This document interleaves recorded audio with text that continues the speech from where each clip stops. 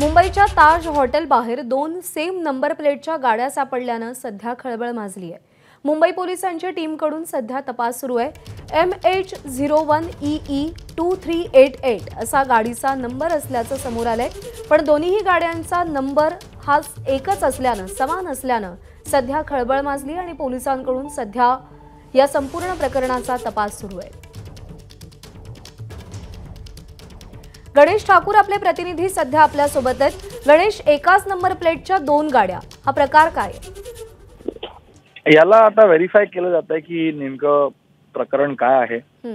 या एकाच नंबर प्लेटच्या दोन गाड्या कशा आल्या आणि गाडी ह्या गाड्या कोणाच्या आहेत, आता याचा तपास करण्यासाठी कोलबा पोलीस स्टेशनमध्ये ह्या गाड्या नेण्यात आलेल्या आहेत।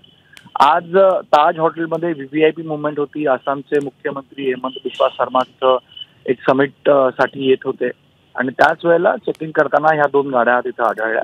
आता पुढील चौकशी पोलीस करतात। मात्र ही खूप सेन्सिटिव्ह गोष्ट आहे, कारण ताज सारखा सेन्सिटिव्ह झोन जिथे 26/11 सारखा हल्ला झाला आणि त्यानंतरपासूनच ताज याला खूपच ओव्हर सेन्सिटिव्ह झोन म्हणून डिक्लेअर केले गेले। तिथं पोलिसांचा बंदोबस्त असतो, ताजची स्वतःची सिक्युरिटी असते आणि अशा महत्त्वाच्या इन्स्टॉलेशन किंवा एस्टॅब्लिशमेंटच्या तिथं जागेवरती अशा दोन गाड्या आढळणं निश्चित काहीतरी चुकीचं आहे। कोणीतरी खोटी नंबर प्लेट एका गाडीने वापरली असेल असं स्पष्ट आहे।